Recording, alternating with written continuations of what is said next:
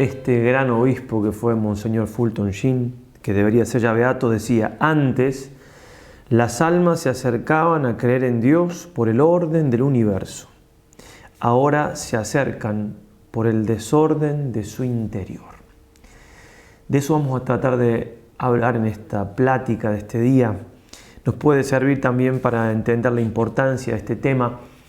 Una anécdota que le pasó a uno de nuestros sacerdotes, rector hacía poco de un seminario, fue a Ucrania a una ordenación sacerdotal y tuvo la posibilidad de hablar unos minutos con Monseñor Sofrón de Merco, que había estado en campo de concentración. Sus dos predecesores habían muerto. Uno había sido envenenado en el hospital, estaba en el hospital por haber sobrevivido a un intento de asesinato, y el siguiente fue llamado a declarar y fue a una habitación, no le pasó nada, no le tomó ninguna declaración, volvió a su casa, se empezó a sentir mal, el otro día murió. Le habían hecho radiación nuclear sin que él lo notara. Bueno, el sucesor de ellos dos, confesor de la fe, un gran obispo. Entonces, nuestro rector del seminario le pregunta algún consejo para lo que él llevaba adelante, para su misión de rector, etc. Y le preguntó, le dijo: padre, ¿habla ruso? No. ¿Ucraniano? No. ¿Alemán? No. ¿Latín? Bueno, sí, puede ser, le dice el sacerdote. Y le respondió, le dijo lo siguiente: pater, vita interior, vita interior, vita interior. Para los seminaristas, el gran consejo era la vida interior. Y es un consejo para todos. Para todos necesitamos tener vida interior. Y no se puede tener vida interior sin examinarse, sin tener examen de conciencia. Nosotros en esta plática vamos a adelantarnos en el sentido de que si es la primera vez que haces ejercicios, otra vez te recomiendo, discúlpame, que hagas esta otra charla que aparece aquí, que es la segunda parte de las reglas de discernimiento para la primera semana. Pero si ya las conoces, entonces vamos a este tema que es importante para conocer más también los ejercicios y la espiritualidad cristiana católica en general. Pero comencemos, por supuesto, invocando a nuestra Madre del Cielo. Dios te salve María, llena eres de gracia, el Señor es contigo. Bendita tú eres entre todas las mujeres y bendito es el fruto de tu vientre Jesús. Santa María, Madre de Dios, ruega por nosotros pecadores, ahora y en la hora de nuestra muerte. Amén. San Ignacio de Loyola, ruega por nosotros. Bien, entonces comenzamos un día más, ahora sí, después de esta introducción, de estos santos ejercicios, que hay que ponerle muchas ganas, ¿cierto? Porque van pasando los días y nos va costando un poco, pero hay que perseverar porque a su vez se va viendo muchísimos frutos. Y en la perseverancia está la diferencia de las almas santas de las que no llegan. De la mano del Señor, con la intercesión de María Santísima y de San Ignacio, sigamos adelante con nuestros ejercicios. Decíamos que vamos a hablar en esta plática del examen de conciencia. Puntualmente en esta plática no voy a hablar de San Ignacio, sino del examen de conciencia en general, qué significa, cómo se ha ido dando la espiritualidad cristiana en general. Bien, en la siguiente hablaremos, y uno puede decir, bueno, pero ¿por qué hablar tanto? Porque San Ignacio mismo nos va a recomendar, lo vamos a ver en la próxima plática al respecto, que una de las maneras concretas de perseverar en los propósitos de un ejercicio espiritual, es decir, todo esto que están haciendo todos estos días para que el mes que viene, cuando terminen los ejercicios, no caiga en la nada, una de las maneras es el examen de conciencia. Por eso, aunque si se quiere va a parecer que voy a darle demasiadas tintas al tema, una charla solamente hablando del examen, ni siquiera nombrando a San Ignacio, y después otra, bueno, pero el tema es muy importante y es lo que quiero tratar de transmitir. Dios quiera, la Virgen intercede de San Ignacio para que me resulte el cometido. Bien, en primer lugar vamos a definir o tratar de expresar lo más claro que nos salga qué es la conciencia, porque se llama examen de conciencia. Bueno, ¿qué es la conciencia? La conciencia ha tenido muchas concepciones erróneas, sobre todo modernamente. Vamos primero a lo que se ha dicho erróneamente. Calvino hablaba de una concepción de la conciencia supranaturalista, ¿no? Como algo intermedio entre Dios y nosotros. Rousseau lo tomaba más a la conciencia como algo sentimentalista, como una especie de sentimiento o de instinto. Hay una concepción materialista, por la cual es un efecto del sistema nervioso, la conciencia, o la concepción evolucionista, la de Darwin, la coloca como efecto de la evolución animal ante el influjo de la sociedad y la presión de las costumbres sociales. O también, por último, la visión positivista de la conciencia, que va a decir que va a depender de las leyes humanas, de las costumbres. Bien, vamos a lo que es realmente la conciencia y, en primer lugar, a la definición más etimológica del término que nos ayuda a conocerla. Conciencia viene del latín cum scientia, ¿sí? Que es con ciencia. Ciencia, conocimiento con, un conocimiento compartido, aplicado. Viene del término griego syneidesis o sinoida, que es lo mismo en definitiva, en griego que en latín es lo mismo, un conocimiento compartido o aplicado. Designa una realidad de conocimiento como de autopercepción o de conocimiento junto con otro. De hecho, en algunos escritos latinos antiguos, conscius, el que tenía, o sea, el adjetivo aplicado a una persona, podía ser el cómplice, conocía algo con otro. Y va a terminar significando solamente ese autoconocimiento. O sea, una cosa es conocer algo, que se me presente, como ya hemos visto en las primeras pláticas, que yo, una cosa exterior que conozco, genero un concepto, y otra cosa es autoconocerme, conocerme a mí mismo.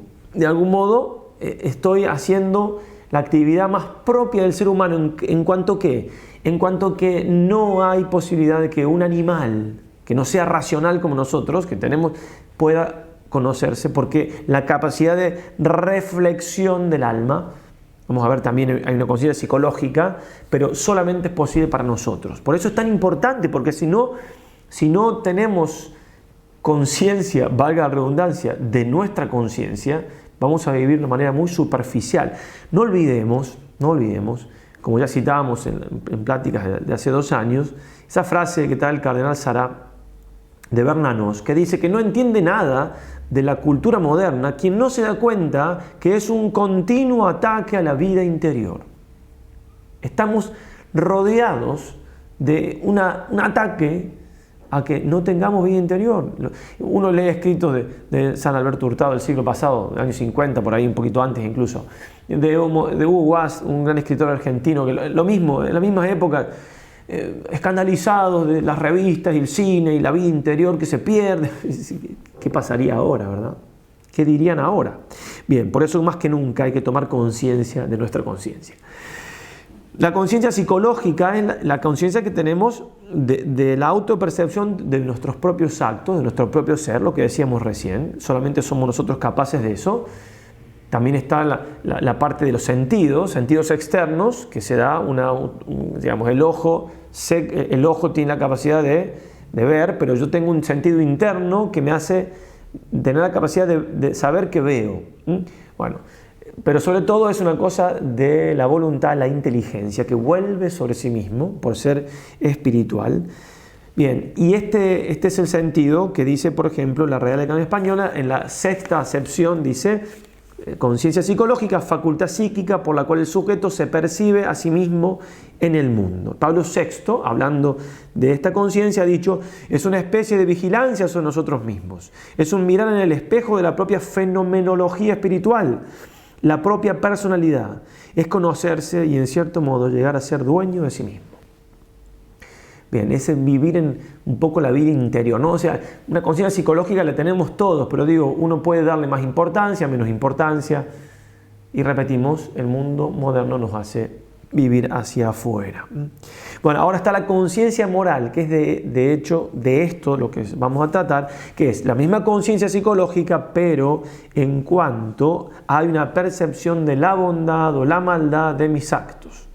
No solamente percibo que hago actos, que tengo una interioridad, sino percibo si son buenos o si son malos. La conciencia va a aprobar, va a remorder, va a prohibir, va a preceptuar. Ya Julio César, en la primera mitad del siglo I a.C., utilizaba esta palabra conciencia con este sentido ya de moral. Conciencia moral, distinción entre el bien y el mal. De hecho, shire, porque consciencia, shire, verbo en latín, también significa eso, ¿no? Separar, ¿sí? Porque entre el bien y el mal hay una gran distancia, ¿no? Después, Salustio, Cicerón usan el término en el mismo sentido, y la primera acepción que trae el diccionario de la Real Academia Española es conocimiento del bien y del mal que permite a la persona enjuiciar moralmente la realidad y los actos, especialmente los propios. Bien. Vamos a decir una palabrita más, y ahí acá siempre yo, si me permite, me meto un poquito en temas más difíciles, más como filosóficos, pero creo que se entienden y pueden servir. ¿Qué es la sindéresis? Porque cuando San Ignacio habla de la conciencia, también habla de la sindéresis de la razón, ¿no? La sindéresis es la conciencia entendida en un sentido habitual. Entonces la conciencia puede ser entendida en un sentido habitual, como un hábito, algo que tengo constante, la capacidad de juzgar las cosas, si son buenas o son malas en mi interior, sobre todo mis propios actos, y como un acto concreto. Por lo general, cuando se dice hago un examen de conciencia, lo que sea, es un acto. Pero ese acto supone un hábito, y es un hábito natural o innato. Y aquí conviene hacer, como siempre hace Santo Tomás, siguiendo la tradición filosófica de la verdad perenne, ¿no? De Aristóteles y Platón y demás, hay que hacer una comparación con el hábito de los primeros principios del orden intelectual. Entonces, a ver, nosotros, un ser humano, cuando es niño, empieza a conocer, y al conocer, empieza a tener lo que se llaman los primeros principios. Y el primer principio intelectual en el conocimiento es: nada puede ser y no ser al mismo tiempo y bajo el mismo respecto. El principio de no contradicción. Muy importante, aunque cuando empezamos a conocerlo formulamos, después nuestra inteligencia es un poco débil, el pecado original que tenemos, el demonio, la filosofía moderna que se burla, o sea, la hecha para Hegel el todo y la nada es lo mismo, en fin. Y hay teólogos que adoptan eso destruye la cabecita, la inteligencia, la destruye, porque el primer principio por el cual razonamos, porque de ese principio, justamente como es un principio, se siguen otros. No puede haber ciencia si uno no tiene ese primer principio. Hay otros también que son primeros, pero no tan primero como ese. Es importantísimo. ¿Esto es o no es? ¿Esto es una hoja o es un dinosaurio? No puede ser las dos cosas. Yo no puedo ser un hombre y no serlo. No puedo estar en gracia y no estarlo. Puedo tener dudas, lo consulto, me confieso por las dudas, pero no puedo estar y no estar. Y así es muy importante aplicar esto, el principio de no contradicción. No pueden ser las cosas. Leía un autor que estaba esto, ¿no? San Ignacio, y lo unía con el yoga y que qué sé yo, que no sé cuánto, y bueno, en fin, el principio de no contradicción para él está superado. Y bueno, en realidad con esa persona se puede rezar por esa persona, se la puede querer mucho, pero dialogar es muy complicado, porque para dialogar con una persona así, ¿cómo hago para dialogar con alguien que no acepta que alguna cosa no puede ser y no ser al mismo tiempo bajo el mismo respecto? No se puede, porque no se puede pensar con una persona así, ¿no? Bueno, en fin. Entonces, pero vamos, de acá, del principio de no contradicción, vamos a los principios morales, porque el principio de no contradicción es intelectual, que nos puede servir para muchas cosas en nuestra vida. Ahora, vamos a lo moral. También el niño, nosotros cuando empezamos a conocer, no solamente se da esto del principio de no contradicción en lo intelectual, sino que se da un principio paralelo, parecido en lo moral, que es, por el primer principio, hay que hacer el bien y evitar el mal. Es el primer principio que nuestra naturaleza, porque Dios la ha hecho así, al conocer, genera, hace un principio. Esa es la conciencia en definitiva en cuanto a hábito. Tengo un principio adentro mío que me dice que tengo que hacer el bien y evitar el mal. Por eso, para los que no conocen las Escrituras y demás, su conciencia es su ley, es una ley impuesta por Dios en la naturaleza en cuanto el hombre comienza a conocer. No me dice exactamente ese principio que tengo que hacer en cada momento, porque eso ya es la virtud de la prudencia, pero sí es un principio general, que hay otros principios también que son generales, no tanto como ese, análogo a lo que decíamos del principio de no contradicción. Entonces, La sindéresis de la razón es lo que está a la base, entonces mi conciencia hace un juicio teniendo estos primeros principios de la moral presentes, que se generan solos, pero tengamos presente que es un principio, una regla, mi conciencia, la sindéresis de la razón, una regla subjetiva, primera regla subjetiva. Es decir, yo tengo que formar mi conciencia, porque mi conciencia puede estar equivocada también. Si no la formo, entonces, ¿y por qué digo esto? Porque suele haber también muchos errores. Yo obré en conciencia. Sí, bueno, pues si mi conciencia está mal formada, me estoy equivocando, y me estoy equivocando feo. Entonces, se dice que la conciencia es regla de mi vida, pero una regla regulada, porque es una regla que se remite a una regla superior, que es Dios, en definitiva, la ley de Dios. Y por eso hay que formar la conciencia, y yo no soy el último que decide. Mi conciencia puede estar entonces equivocada. Y esto, una cosita más, esto de la conciencia y que me juzga y demás, es una de las maneras también de probar la existencia de Dios. ¿Por qué? Es una manera no tan exacta como otra filosófica, pero válida, más subjetiva, o sea, yo tengo dentro mío algo que me juzga. De hecho, así lo vivimos, ¿no? ¿Cómo puedo tener yo algo dentro mío que me juzga? Y me dice, eso está bien, está mal. Si es cierto que yo, si no le hago caso a la conciencia, la puedo hacer a un lado, cauterizar, ¿sí? Pero me cuesta, gracias a Dios me cuesta. La conciencia está ahí, bueno, es algo que ha puesto Dios, es algo que ha puesto Dios en nosotros, ¿sí? Que tengamos, por eso hay algo superior que me está juzgando, si no, ¿cómo puede ser? Bueno, terminamos esta parte más, si se quiere, filosófica y demás. Bueno, ¿qué es la conciencia? Entonces, es un acto de la inteligencia, que con la base de los primeros principios de la moral, que acabamos de decir, hacer el bien y evitar el mal, me juzga, o sea, juzga en base a eso que me viene dado por naturaleza cuando comienzo a conocer, si yo hago bien las cosas o no hago bien las cosas. ¿Sí? Y también entonces es la capacidad que tengo de autoconocerme en cuanto capacidad de ser bueno o ser malo, de ser humilde o no, todas las virtudes en general.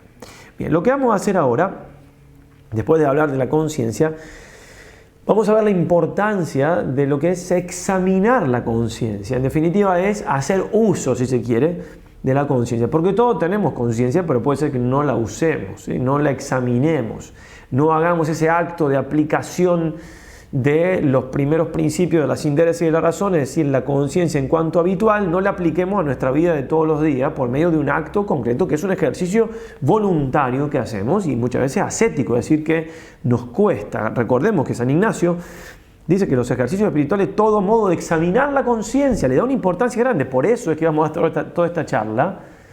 Y después hablaremos de San Ignacio y los ejercicios, porque es muy importante este tema. Y vamos a ver cómo es importante para tantos autores durante tantos tiempos, tantos siglos. Y ojalá que, a pesar que quizás los canso un poquito con citas y demás, al menos le quede esta idea. Este tema es importante y no puedo yo vivir sin examinar mi conciencia. Bien, en primer lugar vamos a hablar un poquito de la conciencia, del examen de conciencia en la antigüedad pagana y judía. Primero en los paganos, después diremos algo de la cultura judía más cortito. Y comenzamos por Pitágoras, fallecido en el año 497 a.C., que para un autor es como el ejemplo más perfecto de este ejercicio en la tradición griega. Recomendaba él el ejercicio del examen necesario para la maduración espiritual y basado en las siguientes orientaciones. Decía así Pitágoras: no permita que el dulce sueño se instale debajo de tus ojos antes de tener examinada cada una de las acciones de tu jornada. ¿En dónde he errado? ¿Qué he hecho?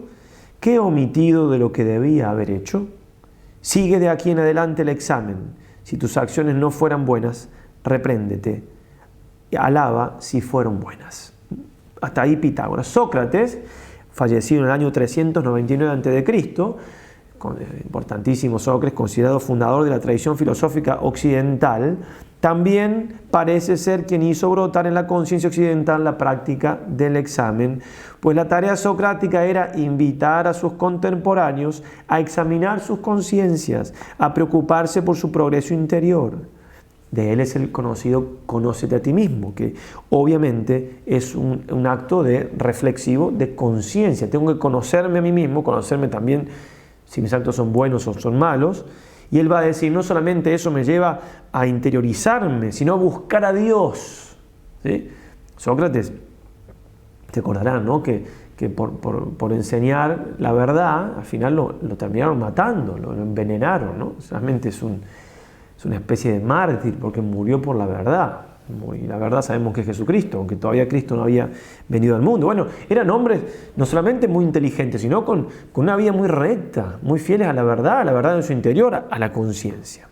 Bien. Sabemos que Roma venció a Grecia por las armas, pero culturalmente Grecia venció a Roma.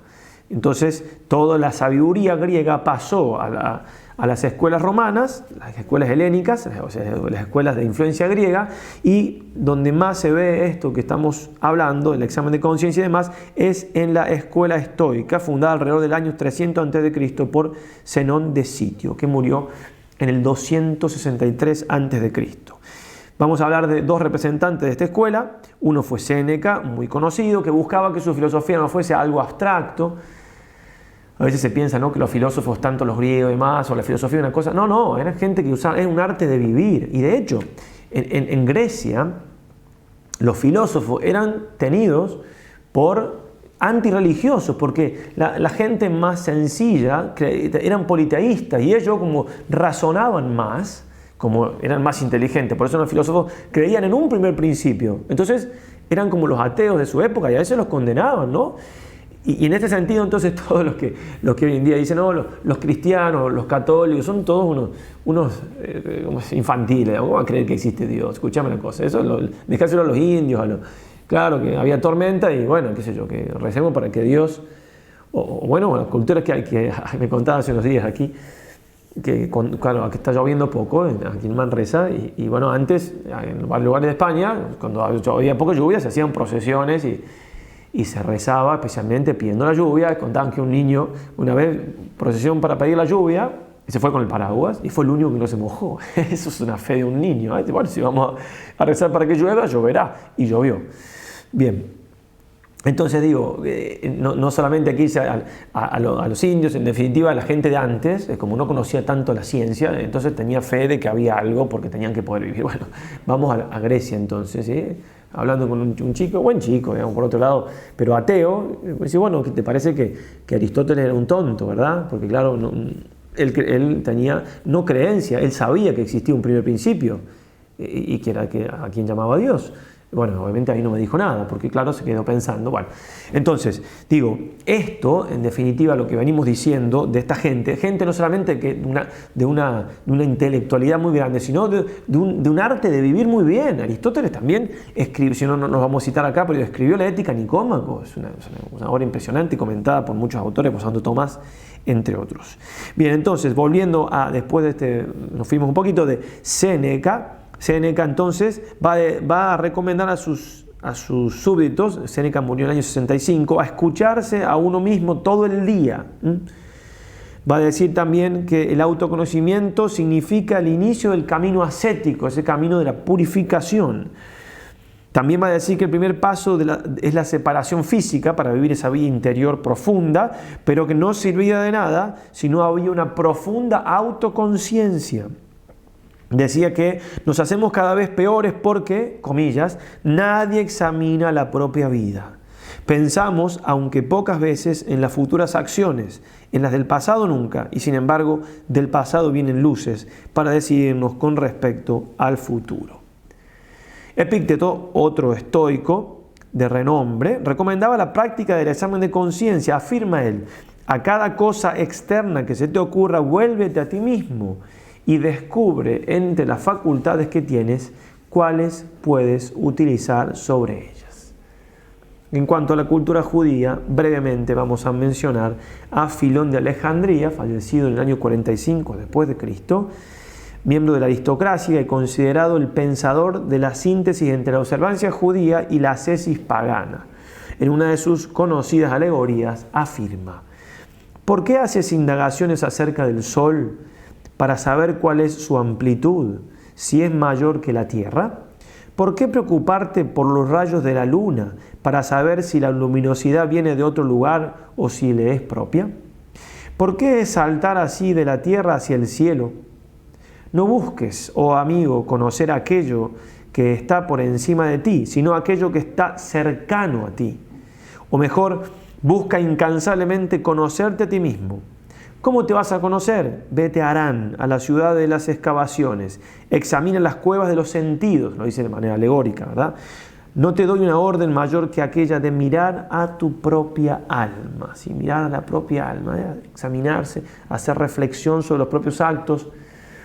El padre Hurtado, el siglo pasado, él es doctor en pedagogía, y escribiendo temas de pedagogía y demás, dice: el hombre ha avanzado mucho en la ciencia externa, ¿no? En la tecnología, pero nunca ha estado tan retrasado en el autoconocimiento. Bueno, nosotros, el hombre moderno, somos unos pobres, digamos, en ese sentido. O sea, sí, tenemos medios de comunicación y tenemos la tecnología, pero en cuanto a la vida interior, en cuanto a no solamente a lo religioso, sino también a lo puramente humano, estamos bastante peor que muchos siglos antes. Entonces no nos creamos pero bueno, estamos en esa lucha de evadirnos un poco de todo eso, no solamente para tener vida intelectual o ser más plenamente humanos, sino también para ser más plenamente divinos, para unirnos más con el Señor. Vamos ahora a hablar del examen de conciencia en las Sagradas Escrituras, que no es poco importante para nosotros, trascendental. Primero comenzamos con el Antiguo Testamento, el Salmo 26, versículo del 2 al 6, decía: examíname, Señor, ponme a prueba, pasa al crisol mi conciencia y mi corazón. O sea, si le pido a Dios que me examine, es que yo me examino, obviamente. Está tu amor delante de mis ojos, y en tu verdad camino. No voy a sentarme con los falsos, no ando con hipócritas. Odio la asamblea de los malhechores, y al lado de los impíos no me siento. Mis manos lavo en la inocencia y ando en torno a tu altar, Señor. Todo esto habla de una vida interior profunda, de un contacto con Dios, de una conciencia pura, de un examen de conciencia. Salmo 138, 23. Escudriñame, oh Dios, y examina mi corazón, pruébame y examina mis pensamientos. Mira si hay en mi camino cosa viciosa y llévame por las sendas de la eternidad.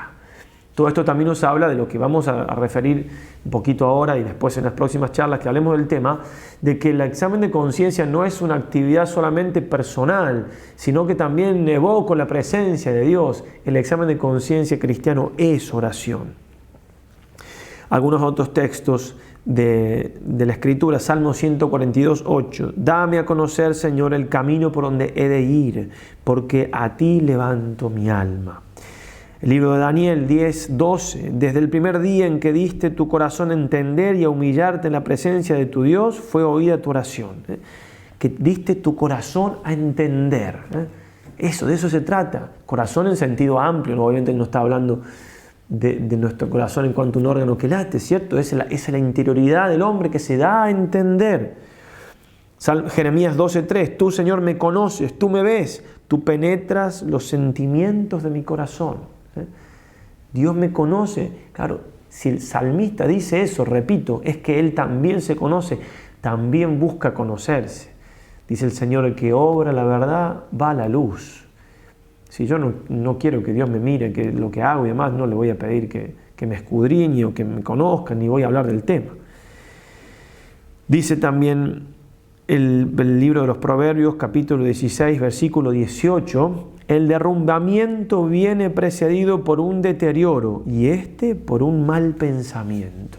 ¿Sabe? Lo que implica, porque como vamos a ver, también examinar la conciencia va muy unida a todo el tema del discernimiento. Porque justamente se trata de que yo esté consciente de lo que pasa o no pasa por mi alma. Y en este sentido hay que ponerle ganas, hay que examinarse. Dice San Ignacio, ya lo vamos a decir mejor, pero San Ignacio cuando dice que uno tiene que hacer agere contras, en la desolación, una de las maneras es examinarse mucho. Proverbios 24, 30, 31, pasé junto al campo del perezoso y junto a la viña del insensato, y todo eran cardos y ortigas que habían cubierto su faz, y su albarrada estaba destruida. Obviamente que tranquilamente puede estar hablando el sabio de algo directamente físico, material, pero se aplica esto sobre todo a lo espiritual, ¿no? Nuestra alma llena de todo lo que es contrario a Dios sin que nos importe mucho. Para eso viene a remediar el examen. Por eso dirá el libro del Siracida 32:27, acuérdense, puede servir esta reglita, a mí me ha servido porque me costaba saber qué libro era cuál. ¿Sí? Uno dice Coelet, ¿cuál es? Eclesiastés. Eclesiastés, Coelet. Rima un poquito. Eclesiastés, Coelet. Entonces, Siracida es eclesiástico, no rima, pero bueno, es lo que queda por descarte. Siracida, entonces, el eclesiástico, se llama así porque es un libro que fue usado muchísimo en la iglesia, por eso eclesiástico. 32:27. En todas tus acciones sigue el dictamen fiel de tu conciencia, pues eso es observar los mandamientos. Dictamen fiel de tu conciencia. Vamos ahora al Nuevo Testamento y a las palabras de nuestro Señor Jesucristo. Va a decir el Señor, en general en su predicación, Jesús, nuestro Señor, va a predicar hacia adentro, es decir, toda la antigüedad, el pueblo judío, el Antiguo Testamento, revelación de Dios y todo, de a poco Dios va interiorizando, ¿no? Haciendo que el mundo interior sea importante, pero claro, eso llega a su cumbre y a su plenitud con nuestro Señor. Por eso va a decir, ninguna cosa externa que entra en el hombre puede mancharlo, lo que lo hace impuro es aquello que sale del hombre, Marcos 7:15. Por eso se ha llamado a la moral del Señor, a su espiritualidad, la moral del corazón. Por eso, porque va más hacia adentro. De hecho, si uno lee todo lo que dice el Señor, por ejemplo, si se quiere el corazón del Evangelio, que es el Sermón de la Montaña, Mateo 5, 6 y 7, bueno, todo habla de la vida interior, todo habla de esa parte que obviamente no se queda en lo externo, Jesús. Lucas 11, 39 y 40. Ay de vosotros, fariseos, purificáis por fuera la copa y el plato, mientras por dentro estáis llenos de rapiña y maldad. Insensatos, el que hizo el exterior, ¿no hizo también el interior? Y por eso Jesús, esto está en Lucas 11, 39 y 40, en Lucas 8, 14, hablando de la semilla, va a decir, lo que cayó entre los abrojos son los que habían oído, pero a lo largo de su caminar son ahogados por las preocupaciones, las riquezas, los placeres, y no llegan a la madurez. Preocupaciones, riqueza y demás, pero preocupaciones. Las cosas, porque bueno, riqueza uno puede decir, bueno, puede haber ahí, me doy cuenta quizás que puede haber algún desorden, los placeres, bueno, con más razón, pero las preocupaciones de la vida a veces no le damos tanta importancia, ¿no? Bueno, son preocupaciones, no se puede ir de otra manera. Las preocupaciones nos impiden tener una vida interior intensa, repensar las cosas. Es como que vivimos demasiado hacia lo exterior y eso frena nuestro camino hacia Dios. Lucas 21:34 dice el Señor, guardaos de que no se hagan pesados vuestros corazones por el libertinaje, por la embriaguez y por las preocupaciones de la vida, y venga aquel día de improviso sobre vosotros. Preocupaciones de la vida, ¿no? Otra vez la misma idea. ¿Sí? Entonces, el examen de conciencia hace que uno deje un poco las cosas exteriores y se meta más adentro de uno, más buscando ahí la luz del Señor. Un ejemplo, también quizás el más hermoso al respecto de esto, es la parábola del hijo pródigo que trae nuestro Señor en Lucas 15:17.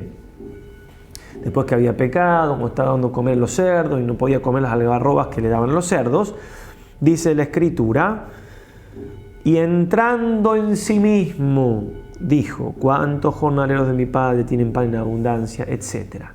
Entrando en sí mismo. Eso. Examinar la conciencia, lo que estamos haciendo en el retiro, en el ejercicio espiritual todos los días hacemos esto, cuando nos ejercitamos, distintas traducciones de esto, entrando en sí mismo, y volviendo en sí, por fin recapacitó y se dijo, por fin comprendió lo tonto que había sido y pensó, un día se puso a reflexionar y se dijo, al fin se puso a pensar, la Vulgata dice, in se autem reversus dixit. Entonces, cuán importante es que nosotros seamos capaces de mirar hacia adentro.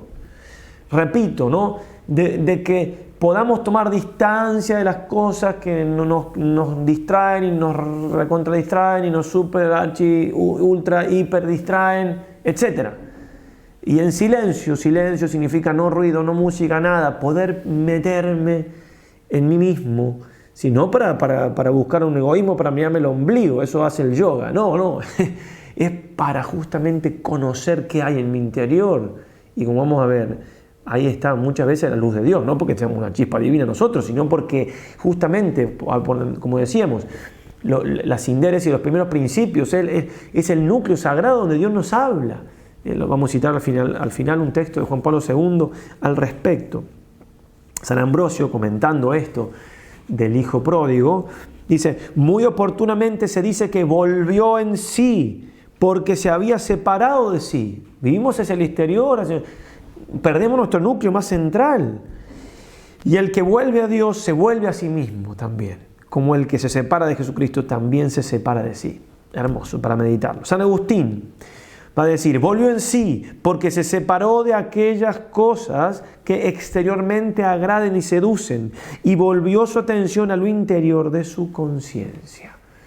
Recuerdo un pueblito cercano donde viví en Argentina, no me acuerdo si 2.000 o 3.000 habitantes, en Matará.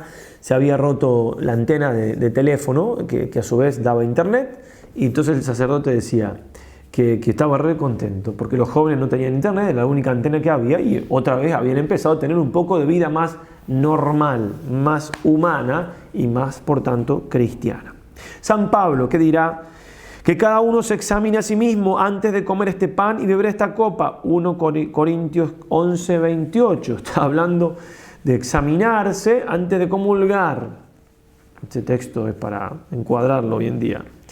Y él dice: el que come el cuerpo y la sangre del Señor y bebe la sangre del Señor sin examinarse, come y bebe su propia condenación. San Pablo, palabra de Dios. 2 Corintios 12:5, examínense para comprobar si están en la verdadera fe. Examínense, otra vez San Pablo, examinarse. Ver hacia adentro, a ver dónde estoy parado, en qué estoy creyendo. ¿Lo que creo es lo que enseñó la iglesia en 2000 años? ¿O lo escuché a uno diciéndolo por ahí? ¿O lo leí en un libro y me gustó porque me caía bien por lo que yo estaba haciendo? Etcétera. También va a decir San Pablo que mi conciencia nada me reprocha. Claro, tiene conciencia, se examina, obviamente. Pero no por eso estoy justificado. Mi juez es el Señor. Te hice esta petición con el fin de suscitar el amor que brota de un corazón puro, de una buena conciencia y de una fe sincera. Bueno, son dos textos, uno de Corintios y otro de Timoteo, pero sobre todo el primero, volvemos. Y San Pablo dice también: mi conciencia no me reprocha, pero mi juez es el Señor. Como diciendo, mi conciencia no es lo último, ¿verdad? Lo último es Dios, como decíamos, regla regulada, regula regulata. Digamos algo del examen de conciencia de la espiritualidad cristiana antigua, ¿sí? Y en primer lugar, entonces salimos de la Escritura y vamos a los santos y a los padres y a los grandes teólogos de la antigüedad. San Antonio, ¿sí?, es considerado el padre del monaquismo en Occidente. Hay una vida escrita por San Atanasio, vida de San Antonio, y trae estas recomendaciones de San Antonio para sus discípulos. Si bien muchas cosas que vamos a decir acá son de monjes, incluso algunas dichas para los monjes, también son aplicables para todos, mutatis mutandis, lo que uno pueda, pero son aplicables.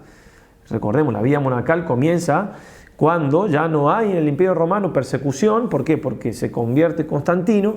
Entonces, ¿cómo yo quería dar la vida a Cristo y no me van a matar porque no hay martirio? Bueno, doy la vida a Cristo, me voy al desierto, dejo todo, me muero para el mundo, y después eso, como la vida solitaria es más difícil y no se puede además vivir la caridad con el otro porque no hay otro, se juntan y forman los primeros monasterios, los primeros cenobios, los primeros monasterios. Bien, ahí la gente va a consultarle, y son las primeras direcciones espirituales, bueno, en fin. Entonces, viven la vida cristiana de manera muy pura. Los monjes también tendrían que ser los monjes de ahora, o las monjas contemplativas, o nosotros los religiosos tenemos que ser ejemplo, aunque no siempre lo somos, pero entonces digo, lo que hace un monje y demás me ayuda a mí, laico, a entender también mi vida espiritual y cómo puedo aplicarla. San Antonio, entonces, cada día, cada uno se pida cuenta a sí mismo de las acciones hechas durante el día y durante la noche. Examinémonos a nosotros mismos y esforcémonos en cumplir aquello que aún nos falta. Observemos también esta otra precaución para estar seguros de no pecar. Cada uno escriba las acciones y los movimientos de su alma como si tuviese que darlos a conocer a los otros. Interesante, ¿eh? Anotar, incluso anotar. De manera que el texto escrito haga el papel de los ojos de nuestros compañeros. Puede servir eso, ¿eh? Justamente, en parte también San Ignacio nos hará hacer algo parecido, como ya veremos. Colombás, un gran autor en cuanto al conocimiento del monaquismo antiguo, Va a decir, para conocerse a sí mismo, los antiguos monjes aceptaban y recomendaban una práctica que ya conocían y propagaban filósofos como Platón, Epicteto, Marco Aurelio, Plotino y otros: el examen de conciencia. Los padres de la Iglesia, tenemos tres fuentes de la revelación: la Sagrada Escritura, la tradición, y ahí fundamental, los padres de la Iglesia, y el magisterio. Los padres de la Iglesia van a hablar, obviamente, de la importancia del examen de conciencia, unos más que otros, pero todos, de algún modo u otro, lo van a mencionar. Menciono algunos simplemente. San Juan Crisóstomo, muerto en el año 407, es uno de los padres griegos, hay padres griegos y padres latinos, considerado el que más se ocupó del examen de conciencia. Afirmaba en sus homilías bautismales dirigidas a los nuevos cristianos, recién se convertían, que el examen de conciencia era una de las herramientas más importantes para el crecimiento espiritual, los recién bautizados. Comentando el versículo del Salmo 4:5, temblad y no pequéis más, reflexionad en vuestros lechos y guardad silencio, declara San Juan Crisóstomo. Después de la cena, cuando vas a dormir, cuando vas a la cama, no hay nadie y la tranquilidad es perfecta.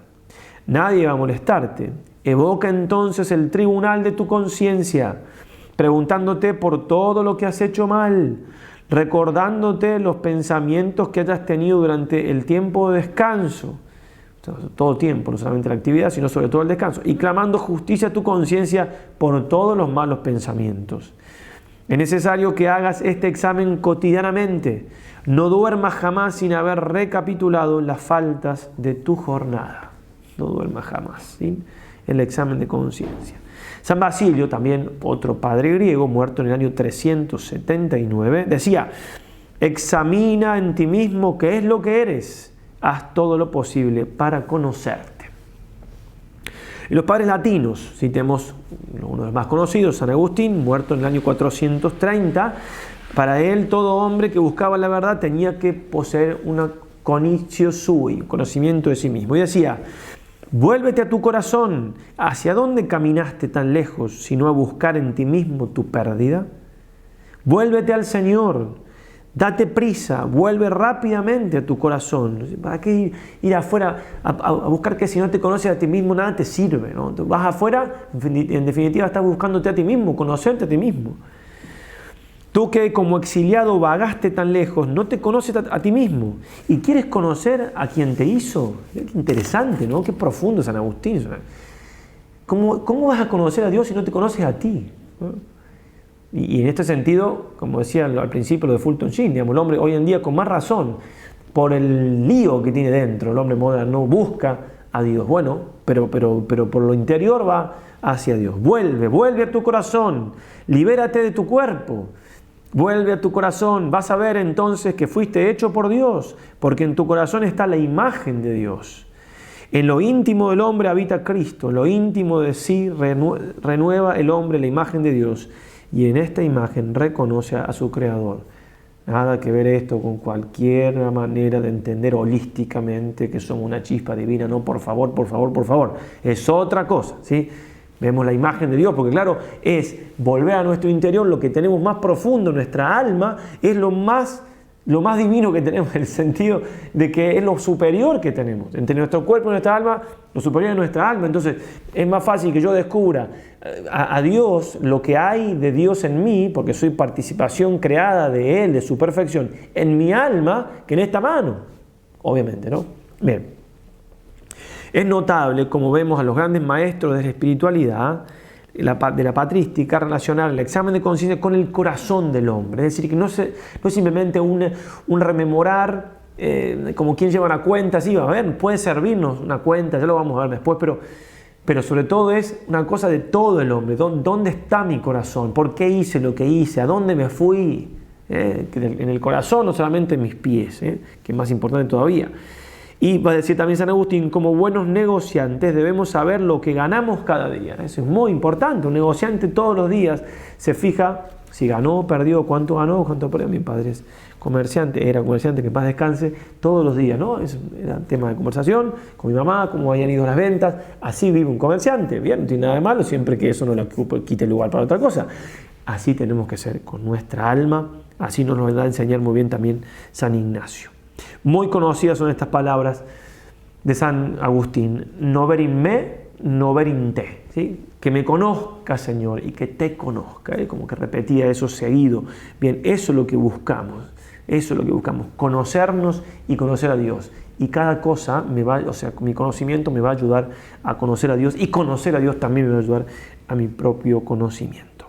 Otro padre latino, San Juan Casiano, muerto en el 435, considerado el puente que une la tradición monástica y egipcia, y que es oriental, con el monaquismo latino, además de ser, como dirá Colombás, el máximo doctor de la espiritualidad monástica occidental. San Juan Casiano, muy importante, afirmaba algo que se muestra también muy en sintonía con lo que va a enseñar San Ignacio. San Ignacio obviamente da en el clavo muchas cosas y obviamente que resume, ya vamos a hablar de eso en detalle, pero también es hijo de una tradición de todos estos siglos. Va a decir así: tenemos que poner nuestro mirar, Casiano, principalmente en aquellas pasiones o vicios que más nos dominan, resueltos a declararles la guerra con toda la fuerza de nuestro espíritu. Contra esta pasión o vicio han de ser dirigidos todos nuestros dardos, como contra nuestro enemigo capital. Por muy altas que se alcen las murallas de una fortaleza y por muy firmes que sean las puertas cerradas que protegen a una ciudadela, será demolida si por traición se franquea una puerta al enemigo, aunque pequeña, por donde abrir brecha y asolarla. ¿Y qué diferencia hay, dirá el santo, en que el enemigo y la muerte irrumpan en el corazón de la ciudad y lo hagan por encima de las elevadas almenas, o por las puertas abiertas de par en par, o por el secreto pasillo de una estrecha galería subterránea?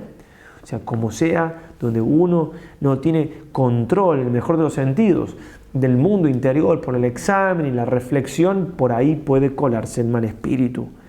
Los santos, también dirán en otro lugar Casiano, en su afán por la santidad, descubren en sí con rara sagacidad y condenan sin piedad cosas que nuestra mirada interior, entenebrecida, no puede ni siquiera sospechar. Bien, también Casiano va a hablar mucho y le da mucha importancia a la virtud de la discreción, es decir, la virtud del discernimiento, la capacidad de discernimiento, para lo cual es muy importante también esto del examen de conciencia. Este discernimiento, dice este autor, gran santo, de los pensamientos es indispensable.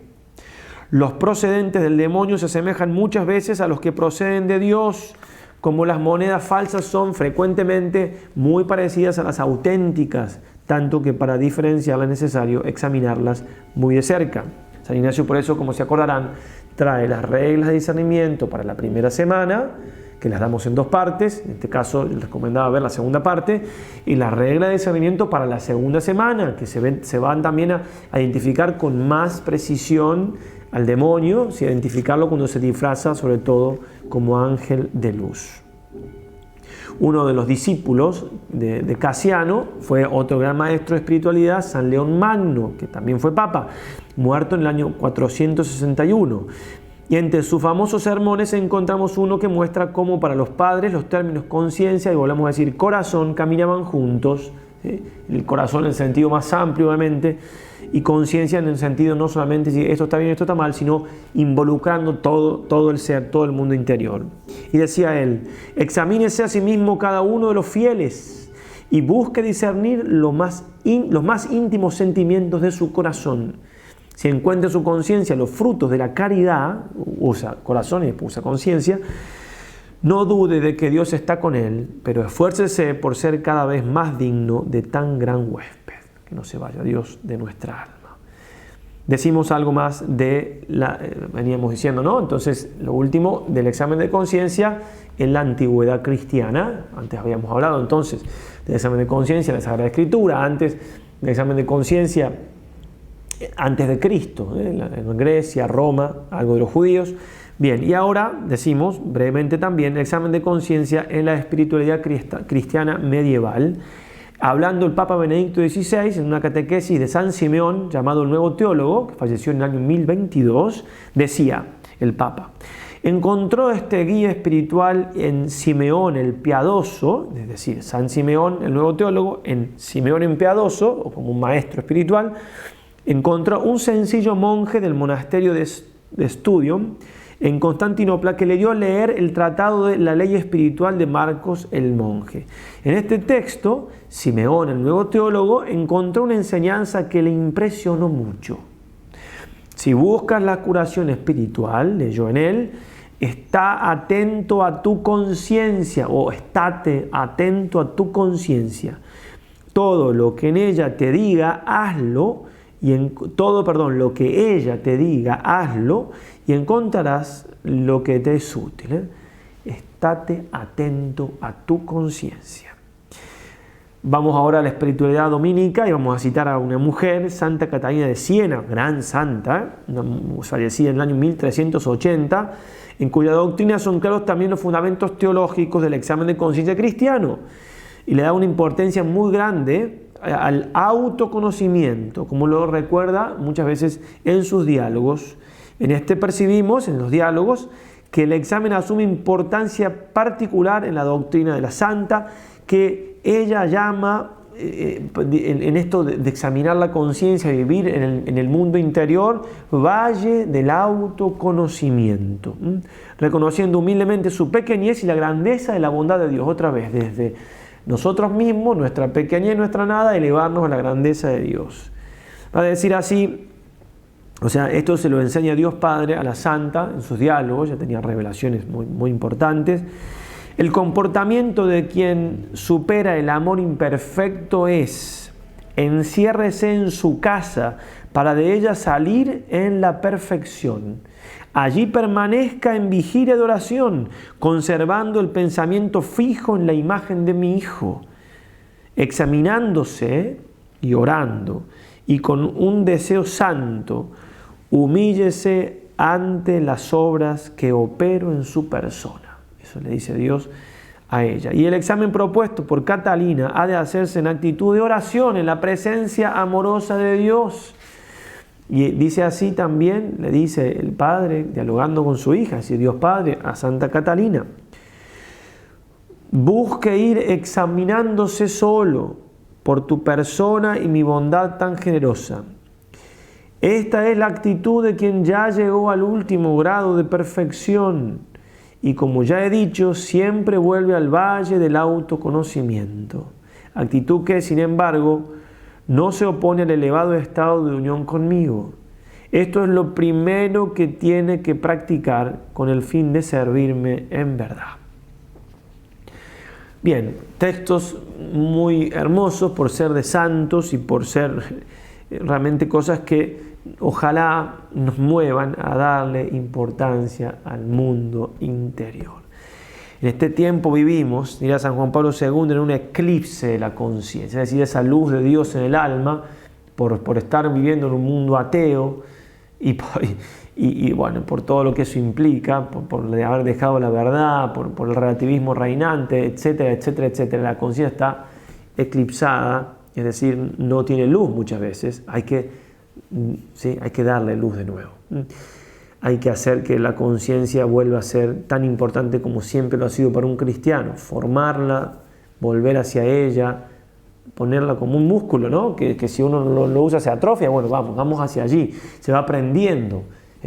No caer en conciencia escrupulosa. Ya vamos a hablar también de eso. Ya llegará el momento. Bien, y termino con un texto, un par de párrafos bastante largos, pero interesantes, muy interesantes, de Juan Pablo II, en la encíclica sobre el Espíritu Santo, Dominum et Vivificantem, número 43. Dirá el Papa: el Concilio Vaticano II ha recordado la enseñanza católica sobre la conciencia al hablar de la vocación del hombre, y en particular de la dignidad de la persona humana. Vocación y dignidad. Precisamente, la conciencia decide de manera específica sobre esta dignidad, relación que tiene una cosa con la otra. En efecto, la conciencia es el núcleo más secreto y el sagrario del hombre, en el que ésta se siente a solas con Dios, cuya voz resuena en el recinto más íntimo. Esta voz dice claramente a los oídos de su corazón, advirtiéndole: haz esto, evita aquello. Tal capacidad de mandar el bien y prohibir el mal, puesta por el Creador en el corazón del hombre, es la propiedad clave del sujeto personal. Palabras profundas que no comento para no alargar. Pero al mismo tiempo, en lo más profundo de su conciencia, descubre el hombre la existencia de una ley que él no se dicta a sí mismo, pero la cual debe obedecer. Citando una vez y otra vez al concilio. La conciencia, por tanto, no es una fuente autónoma y exclusiva para decidir lo que es bueno o malo. Al contrario, en ella está grabado profundamente un principio de obediencia a la norma objetiva, lo que decíamos, regula regulata, que fundamenta y condiciona la congruencia de sus decisiones con los preceptos y provisiones en los que se basa el comportamiento humano, como se entrevé ya en la citada página del libro del Génesis, un texto más arriba. Precisamente en este sentido, la conciencia es el sagrario íntimo donde resuena la voz de Dios. Es la voz de Dios, aun cuando el hombre reconoce exclusivamente en ella el principio del orden moral del que humanamente no se puede dudar, incluso sin una referencia directa al Creador. Precisamente la conciencia encuentra siempre en esta referencia su fundamento y su justificación. Dicho lo mismo que decíamos, pero dicho mejor obviamente por el Papa y con su autoridad, de Papa y de Santo. ¿Y de qué Papa y de qué Santo? ¿Sí? Entonces tengo esta regla, esa voz de Dios, pero nunca puedo separarla de Dios mismo. No, es una regla autónoma. El evangélico, convencer en lo referente al pecado, sin texto de San Juan, bajo el influjo del espíritu de la verdad, no puede verificarse en el hombre más que por el camino de la conciencia. Si la conciencia es recta, ayuda entonces a resolver con acierto los numerosos problemas morales que se presentan al individuo y a la sociedad. Entonces, mayor seguridad tienen las personas y las sociedades para apartarse del ciego capricho y para someterse a las normas objetivas de la moralidad. Conciencia recta, esa gracia tenemos que pedir. Pedimos a nuestra Madre del Cielo, le pedimos a San Ignacio conciencia recta, y para tenerla, iluminarla con la verdad y hacerla trabajar, hacer examen de conciencia, darle importancia al mundo interior. Ave María, adelante, San Ignacio de Loyola ruega por nosotros.